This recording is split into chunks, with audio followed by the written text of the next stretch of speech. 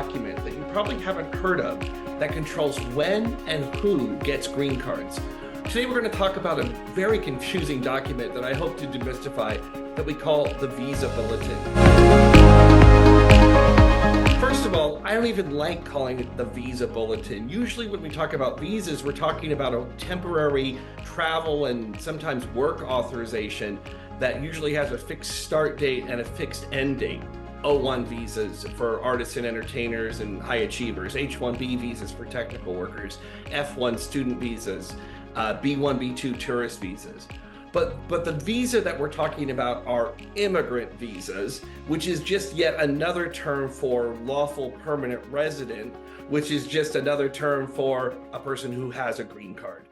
Incidentally, the reason that we call them green cards is because back in the 1930s, the US government printed the cards on green-colored ink with green-colored ink, and apparently green-colored ink was hard to forge. So back in the 1930s, they used the green ink. It was hard to forge. And now here in the 21st century, we still use green-colored ink to indicate lawful permanent residency or immigrant visa status. So, okay, let's dive into this document. So the first thing you notice is at the top of the page, this is a document that's updated every month. So right now we're looking at the March 2024 Visa Bulletin. Around the 15th or so of it each month, the next month's Visa Bulletin is released to the public, and it's based on the prior month's immigrant visa or green card usage. There's a finite number of green cards that can be issued per year. This document explains how and under what category green cards are issued. So the first section is the family-based section, and the second section is the employment-based section. So let's look at the family-based section. The first thing you notice is there are four family-based preference categories, 5 if you count the F2A and the F2B category.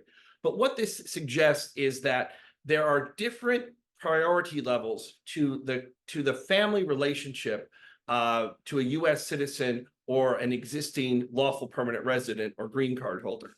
For an example, let's look at the F4 category. If your US citizen brother or sister wants to sponsor your green card, they would have to file under the F4 category. Obviously, it's a pretty simple case. You file a form called a Form I-130 and I-130. You prove that you are the petitioner is a US citizen, their brother or sister is a foreign national, and that they're coming to the US.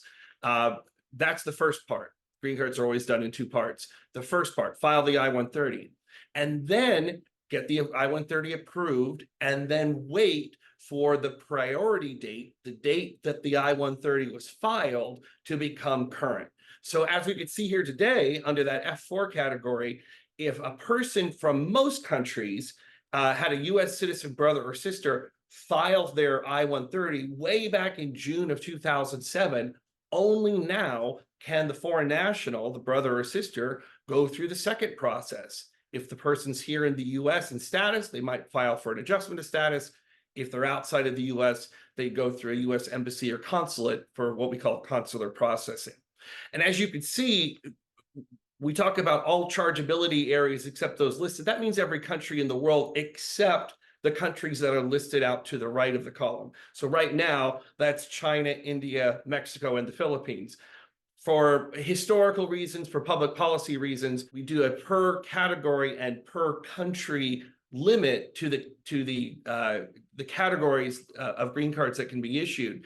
And because people from India, China, Mexico, and the Philippines have been historically overrepresented in the immigrant population, those countries are accepted out. And as you could see, for most people, the wait is extremely long. So if your brother or sister US citizen had filed their I-130 back in June 07, only now can the person go through the next step of the process. And it gets worse if you're from India, December of 05, and Mexico, October of 2000. Brother and sister immigration is not a big focus of my professional career, but I use the brother or sister category to show or demonstrate just how this visa bulletin works.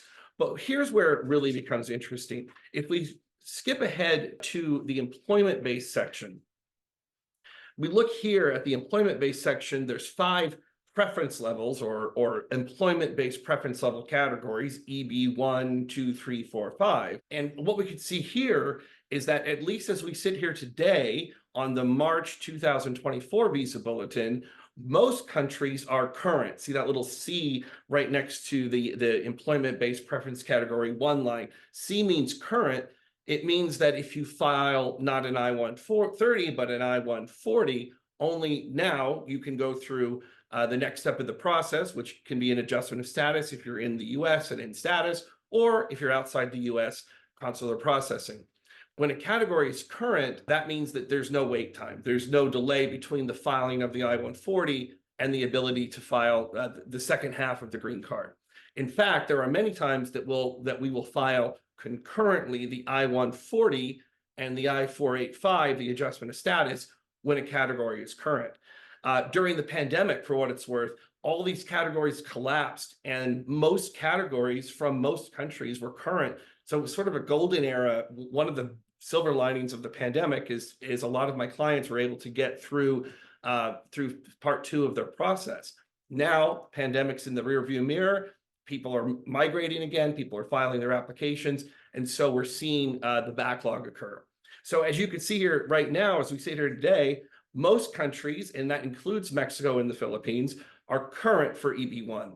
But unfortunately for people from China, the backlog is to July 2022, and from India, it's back to October of 2022. That's for EB1s. Now for EB2s, which are sometimes sponsored by the employers and sometimes self-petitioned as what we call national interest waiver cases, you could see a big change for everyone, but for everyone in the world except the accepted countries. November 22, not the worst wait time in the world. For China, January 2020, but look at India, March of 2012. That means that there are so many people ahead of you in line that only now, if you had filed your I-140 in the EB2 category back in 2012, only now can you go through the second part of the process. So this is something really important to consider, especially if you're from China, especially if you're from India, and looking at EB1 versus EB2. For high-skilled workers, for people who are traditionally self-employed, for people who have achieved a lot in their careers, EB1 and EB2 might be attractive self-petitioned options where you sign up on the case on your own behalf and you prove to the US government that you have a very high level of ability, that it's in the national interest to waive the labor certification requirement. But look at the practical difference that it makes EB1 versus EB2. Okay, so I'll put a link in the description to the current visa bulletin. Like I said, these change every single month. So this information is only current as of March of 2024. But at least I hope you get a sense of how to read this document and how to plan in the future. If you've got any questions, just let me know. If you'd like to learn more, I've written a book called Extraordinary Aliens, 12 People Who Pursued Wealth, Fame, and the American Dream. It's available on Amazon, so check it out.